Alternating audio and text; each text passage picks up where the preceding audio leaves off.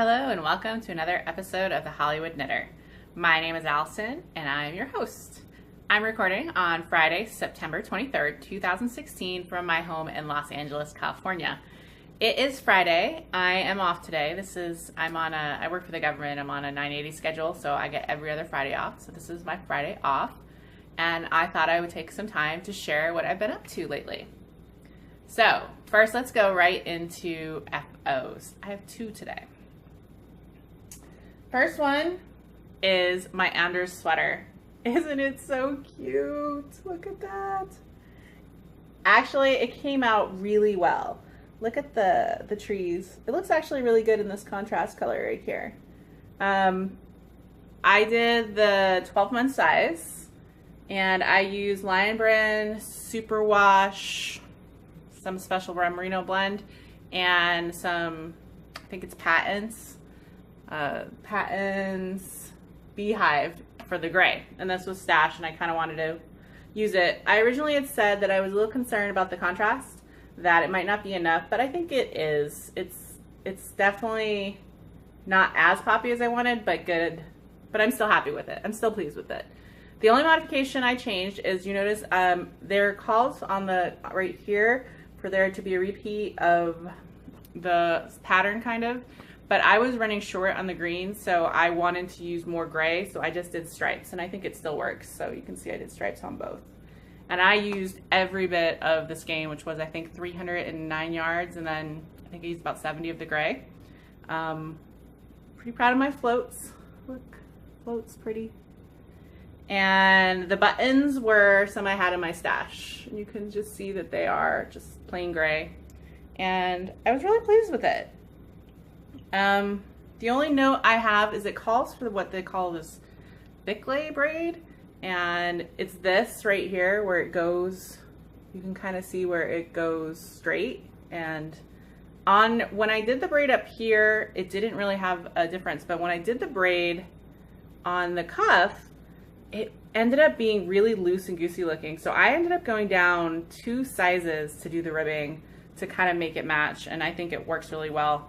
So that was the only thing, kind of the comment, which I normally go down ribbing anyways, and I did call for it, but I didn't have DPNs just 1 size down for the cuff, so I had to go down 2 sizes, and it actually came out really well. I did block it and just to kind of smooth it out a little and soften it up, and it's beautiful. And I think it will be a gift for my friend because she is having a boy, and I think this will be a really cute sweater. And they live where it's cold. They live in Ohio, so I think this will be hopefully perfect, not this winter, but next winter when he is around a year old. So super pleased with that baby sweater. It did take me a little while, but happy to be done. That's all that matters. So this was the Anders sweater by, excuse me as I look at my notes, Soren Kerr, and it was a paid pattern that I bought, and a lot of people have done it. It's really adorable. It comes in lots of different sizes, and really easy color work. I think those trees are just adorable, and yeah, I recommend it. I recommend it as a pattern. Sorry, I'm just looking. I saw like one of my stitches looks bigger for some reason. I'm wondering if I didn't get all the plies. I might have to do some double stitching right there. Anyways, my second one I finished was a pair of socks. I finished my Hello Kitty socks. This is Fiber Nymph Bounce in the Soft Kitty colorway, self-striping. And I picked this up at SSK 2 years ago, 3 years ago. Soft Kitty is a colorway inspired by the Big Bang Theory, which I just actually blitzed on last season, this past weekend. And I did my standard toe up, stripes, and then see if you can kind of see it. Right here, I did a little gusset. So I did some gusset increases for the top because I had talked about before. That's where it pulls for me because I have a high instep. So I did some increases here. I did a 34 stitch fish lips kiss heel, and then I did it for 1 inch past and then decreased down to 68 and finished. And then my rib at the top is I usually do a K2 Pearl 1. That's what I like. So really pleased to be happy with a pair of socks for me. It's been a little while since I did a pair of socks for me. And yeah, so these will be on my sock blockers until my next ones are done. And I hang them on my wall as art because socks should be art in my mind. So those are my 2 FOs. And I haven't started, oh no, I take that back. I have started 1 new project since I last talked to you. But let's go through a rundown of what my whips are because I have a few right now. I brought my linen stitch never ending sock Scrappy blanket over to show. I am in month 9.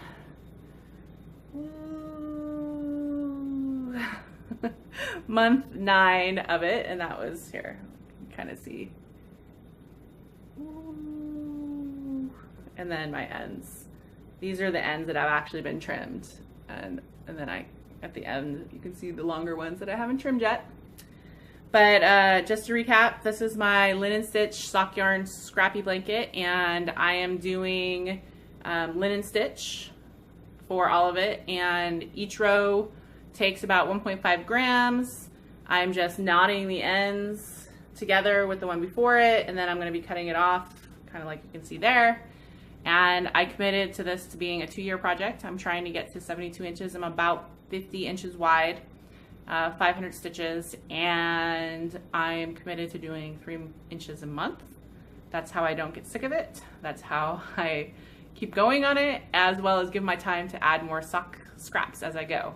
So I'm on month 9. I am halfway through. I am up to 25.5 inches, and I have another 1.5 inches to go for the month. So I'm working on this primarily right now, and then I will put it away for October for a few weeks, and then I'll do my October 3 inches. So super pleased with it. It's getting longer. It's getting warmer. It's getting a little more awkward to work on, as expected, as you would think. But I'm super pleased with it. I love the colors. I love how all the rainbow works together. And then like I'm getting like pops where you can kind of see I have more green for whatever reason, then more blue, and then more darker. And I'm trying to be really random with how I do it. So I do 10 to 12 colors at a time, and then I pick those randomly, and then I put them back in and I repeat them. And then as a color runs out, I replace it with another one. And that way I can have some consistency, because I had some sock yarn that had quite a bit left, like 50 grams left. So those are kind of being carried consistently through it. And then I have other colors that are just in there for a few rows or just for the beginning of the blanket. And then as I finish socks or other projects, then I'm throwing that in there. I actually did the last little bit of the superwash because it was a sport weight and I felt it was close enough. And you can kind of see that green right here from my Anders sweater, because I had just enough for 1 row. So I did that already. So that's my linen stitch blanket. It's inspired by another linen stitch. You can look up linen stitch, but that's my version of my sock scrap blanket, and it will be amazing when it's done. Let's see, what else do I have? I have my beaded cowl that I'm doing. This is the Jewel Cowl by Sachiko Umoro. And I've done a few more since I last talked to you. I think I'm up to like 25 repeats.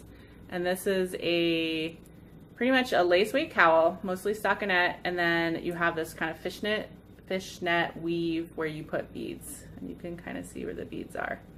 And I'm using some Art Fire beads and amethyst kind of mix that I picked up. So kind of working on this a little bit at a time. It's definitely not getting a ton of love. Hopefully that will change, because I think I want this to be a Christmas present for someone. So I will have to pick up the speed. I would say I'm about 25% done.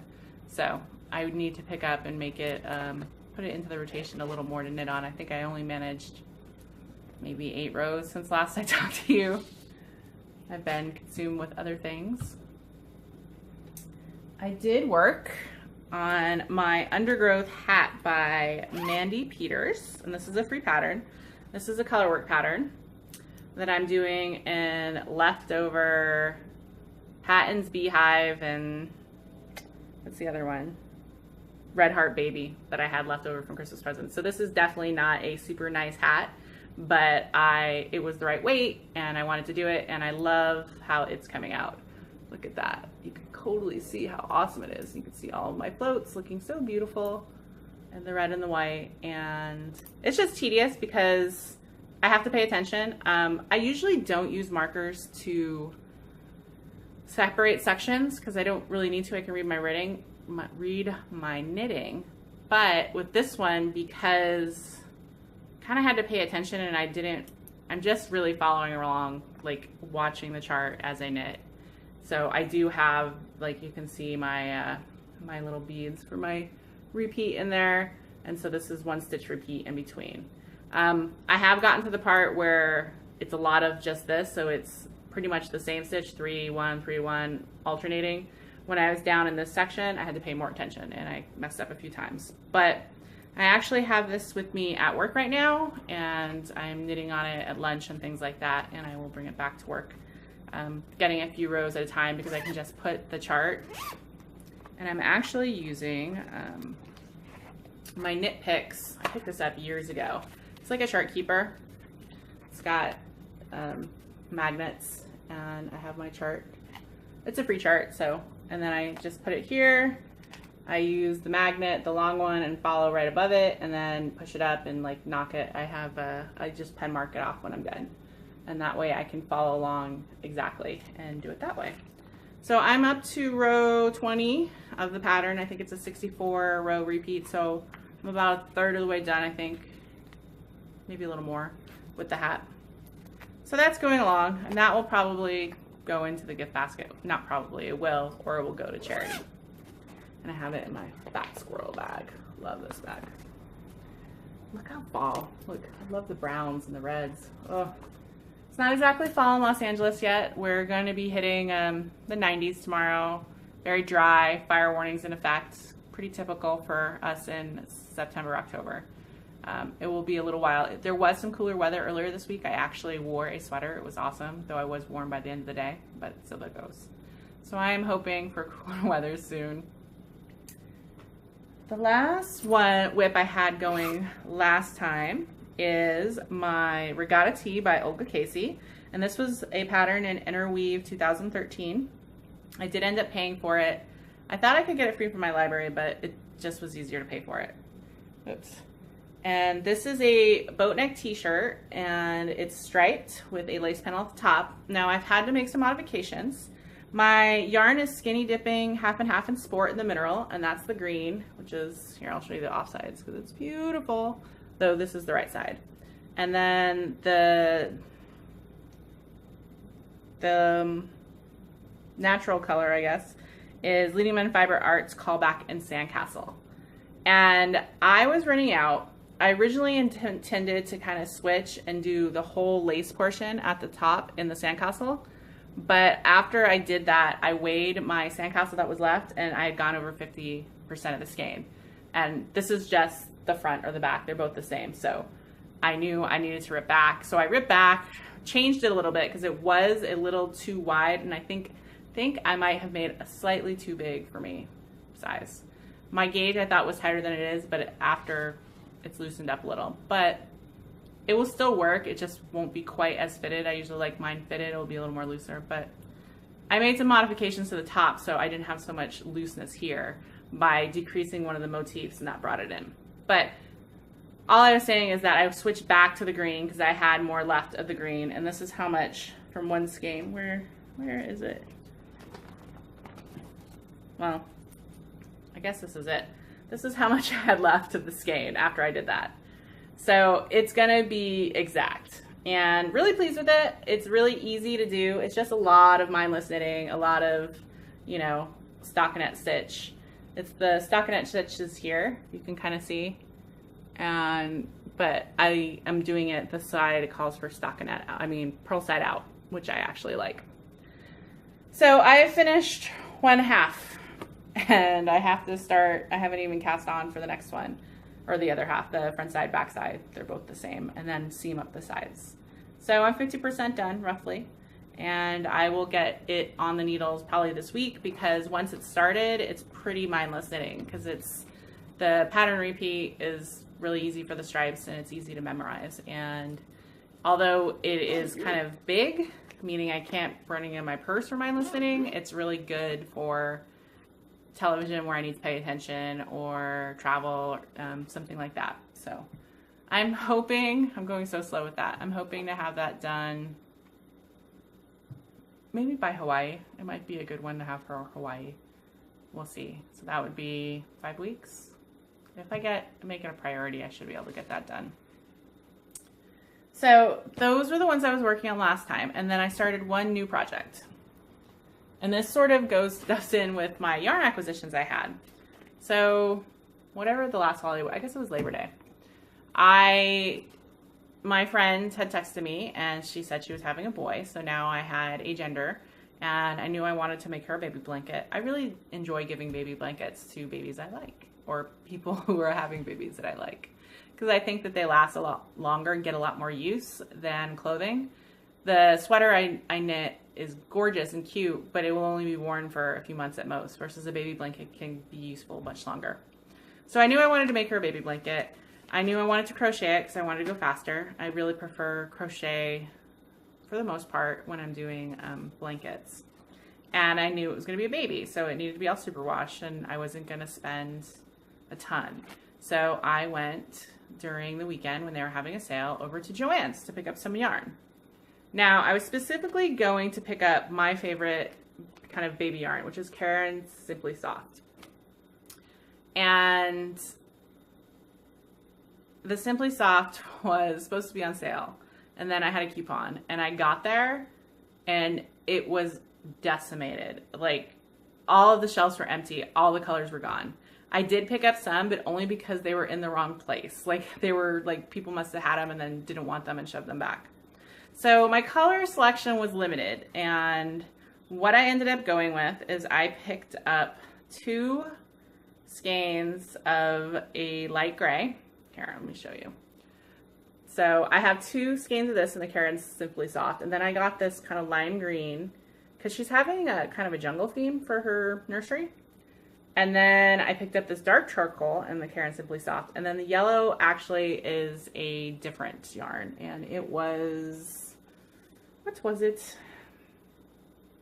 Bernat Satin Solids, which I don't think I've used before, but met my need for washable. So this is it. This is a simple ripple blanket. It was a free pattern. It's called the Pretty Ripple Baby Blanket by Lauren Brown. And I did go down a crochet hook size.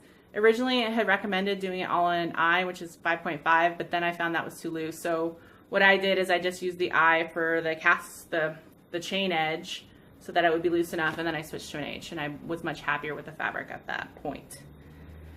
So I'm hoping to get, I don't know, 40 by 40 kind of size blanket. I'm gonna keep the pattern repeat, and I'm pretty pleased with it. I think it's her. It's not super babyish. I think the colors are kind of poppy. I think it'll be really warm and easy to use and kind of match her jungle theme for her nursery. So I started that, and I am slowly hooking on that. This is actually the project I have next to my bed right now. So those are all my whips, and I just want to mention one that's going to be a whip in a few hours. So since I finished my Soft Kitty socks and I wanted to cast on another sock for me for Socktober to support the Carolina Fab Girls and their Socktober thing, though I don't think I'm going to actually enter because I don't do knit-alongs very well, even contests and things like that. So this is really supporting in spirit, but this is with the Query Socktober yarn that I picked up last time, and I skeined it up, and it's lighter than I expected from the pictures. As I kind of said before, I thought I would have more orange, but I like it. It's like a soft color, which I don't think I have a lot of soft socks.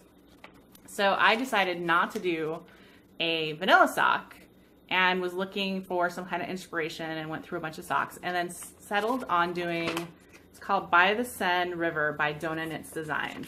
And it's basically, it is a feather and fan kind of lace motif that I'll carry up the foot and then do ribbing on the back of the leg. And it's been a long time since I've done a lace sock, like a really long time. So I'm excited about it. I'm going to cast that on later, and we'll see how that knits up. Won't be totally mindless, which is usually what I look for in my socks, which is why I do a lot of vanilla. But I think I'll be pretty happy with it, hopefully. I'm sure you'll see the pictures of it on Instagram soon enough. So that is all of my knitting that I have right now. I feel like I'm going really slow with my knitting because I have so many whips and because some of them are bigger than usual. Like the Regatta T, even though it's just a lot. I mean, that was a lot of knitting, even though it was simple. And, you know, I made it longer. I did lengthen it. And the crochet blanket, although fast, does take time and etc. And then the beads, lace, you know, it takes forever. But I'm trying to resist from casting on more. I'm going to try to focus on these the next few weeks and get them done, and then focus on what I'll be bringing for my travel knitting to Hawaii, which I'm pretty sure is just going to be socks for my week.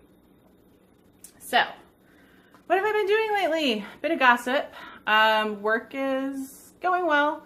I have an interview for a promotion, sort of. In civil service and government, you have to get on a list for promotion, and so it's really the interview for the promotional list, and that's next week. So wish me luck on that. I'm not sure I want to promote. I really like the job I do now, and I might be happy with it. Not might be, I will be happy doing it for the next few years. So I'm really hesitant about if I do well in this test and I'm high enough about even going for promotion. But in my kind of situation, if you don't try, then you get more questions like, why didn't you take it, than if you just take it and see where you fall. So, excuse me. I'm drinking Deschutes Chainbreaker White IPA today. Something I did fun recently is I went to the LA County Fair, and I specifically wanted to go to the fair to see the knitting. It's been quite a few years since I have been there, and oops, sorry, my cat is hitting the chair, and I wanted to check it out. And so we went, and it took a while to find where it was, like it was hidden in a building. And then when I got there, I don't know, I think in my mind I have this image of the fair and all of those beautiful knitting and big ribbons, and how they do it is they take all of the entries for all of the fiber, all of the arts really, because it was quilting, knitting, cross stitching, and they put it into, they kind of have displays, and they do it by color. So all of the knitting isn't in one location, so you can look at all the projects, and so you kind of see the ones here and there, and it was kind of hard to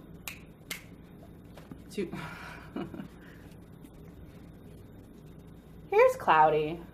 I'm gonna give her lots of love real quick because that will make her go away, because she doesn't like the love like this. She doesn't like it. She doesn't like it. And now she might leave me alone for a second. And so yeah, I was kind of disappointed. I have briefly thought that maybe I want to enter something in the fair, but then I don't really, I guess, need the validation, or I'm happy with my knitting. I know I'm a fairly proficient knitter. I'm a fairly good knitter. I'm not the best, I'm not the worst. And yeah, it was interesting in that I was able to recognize, cat hair on me. I was able to recognize some of the patterns that people did, and there was a lot of simple stuff. Honestly, there weren't a lot of projects that impressed me, and I'm not sure. Afterwards, I was thinking about it, and I'm like, was I not impressed because I'm not afraid to do anything, and therefore every project seems just not mundane? Like, there are ones that are beautiful, and maybe they weren't displayed right, but I don't know, it was just okay, and I was just like, huh. And then the fair overall, like, there weren't like the 4-H kids with their animals or anything. Like, it was all very commercial. It was about the food, it was about the rides, and then they showed animals and things like that, but then they have a huge open air things that sell things, like just people go and sell stuff. So I think in my mind I have like this vision of like a Midwest fair, and I'm not even sure that this is the case anymore, but maybe from like olden times when everyone went, it was a big thing. And I think I'm thinking of the fair from like Charlotte's Web. Like, in my mind, that's how the fair should be, and it's really, at least in Los Angeles, it's a much more commercial venture. But it was a fun day to go out there. It was hot, and we saw some things, and I was able to kind of check out all of the knitting, and now I think I have the fair out of my, I don't need to go for another probably 10 years, which I think was the last time I went. And yeah, so that was kind of the fun thing I've done recently. And my box office. I recently blitzed the show that had been in my Netflix queue for a little while, and it was campy and scary, sort of, and just enjoyable.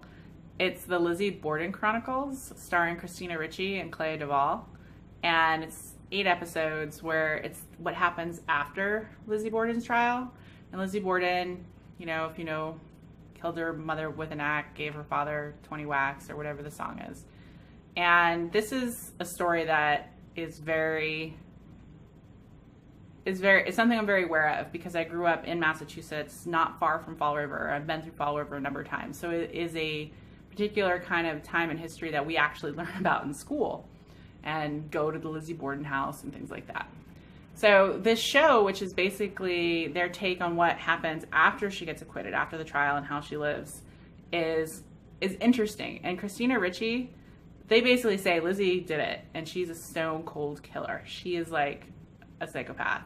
And Christina Ricci plays that so well. It was so enjoyable to watch. Like, she kills like 1 or 2 people every episode, and like doesn't get caught. You know, they think she did it, but they can't prove it. And so if you're looking for a not too cerebral, great period piece, like I loved all the dresses and the costumes from the early 1900s, and are looking for something new to watch, check out the Lizzie Borden Chronicles on Netflix. On demand, of course. It was really enjoyable. And then the other thing that I enjoyed was I read the latest Sue Grafton novel, X, because nothing rhymes with X. And this is the Kinsey Millhone mystery series, and this is, 23 of the books. And I just really enjoy these mystery books because there's no real element of romance into them. She's like this straight shooter, you know, tells it how it is, has little tolerance for fakes and things like that. And it's just, I just enjoy reading stories about her life, and I'll be really sad because the author, Sue Grafton, has said that the 26th novel, Z, will be the last. And it makes sense. She's been writing these for 25 years or something now, so, or longer. So, but it was enjoyable. And if you've never read the very, very popular Sue Grafton series and you're into mysteries, I totally recommend this series. Start with A and work your way back. You won't regret it. Press junket. So travel. I have Hawaii coming up. We'll be going for a week in Oahu. It's getting closer, and all my friends are excited, and we're sending information, and we're all booked, and I just sent the check for the house, and just excited. And then I think I'm going to take some time off when we come back, because I originally was taking 2 weeks off because we were going to go longer. I think I'm going to take a few days and then go back to work a little early. And then I'm going to go to the Cognitive Fiber Retreat in October. That's October 8th. And to Tehachapi, hosted by the amazing Dr. Gemma. So that will be a nitty thing I'm doing. And then I'm pretty sure I'm going to go see my family in January. And the same weekend that the Slater Mill Knitting Weekend is. I don't think I'm going to go to the knitting weekend, which is classes and things like that, but they have a market. And so I think I'm going to try to go and do that. And that will be kind of a reason to go there, which I've never been to the Slater Mill, surprisingly. That was something that I know kids in my area did field trips of, and I don't think we ever did. I think my brother and sister did, though. And then I'm not going to be attending the Virginia Beach Knitting Retreat. I've decided not to because I am more than 50% leaning more and more every day of going to India in February. There is a blogger. I read a bunch of travel bloggers, especially the ones who just kind of picked up and decided to start traveling the world, because that would be what I would love to do. And one of them that I read is called Wandering Earl, and I really enjoy his point of view of different places. And a few years ago, he started actually it was last year, he started doing tours of these places very small. Like he does just tours of 10 people and you stay and you see all these things of these places he's done. It's been on my list for a while, and he's doing a tour in February for 9 days in India. And India is one of the places I've always wanted to visit. It's not a place that a lot of other people I know are interested in visiting. And so I think this might be a great opportunity for me to go with a small group of like-minded kind of people in terms of travel. And this will kind of be my present to myself. So I'm pretty sure I'm going to do it. I'm going to decide in the next few weeks. I think I need to mull on it a little bit more and see if I can arrange it. And yeah, it'd be exciting. Flying to India and going by myself, but meeting new people. I wouldn't be traveling by myself, which that kind of travel there, so foreign, isn't something that I could necessarily fathom doing by myself. I am more comfortable having some guidance, which is what this would be. So I think I'm going to do that. And then April is hopefully, if I get in, Knockers Knitting Retreat. And then, yeah, we'll go from there. I think that's going to kind of be looking at maybe some camping or some other small trips here and there. But that's kind of what I got going on. And yeah, I think that's it for today. Hopefully everyone is having an awesome fall. Fall started this week. And as I said, doesn't feel like it here, but I know there's a lot of other places where it might start feeling more fall-y. I am super sad I'm not going to Rhinebeck. I see all of the Rhinebeck posts and people getting excited. I'm sad I'm not going to go, but I know Hawaii will be awesome. So can't go to everything. And yeah, I hope everyone is having a wonderful Friday.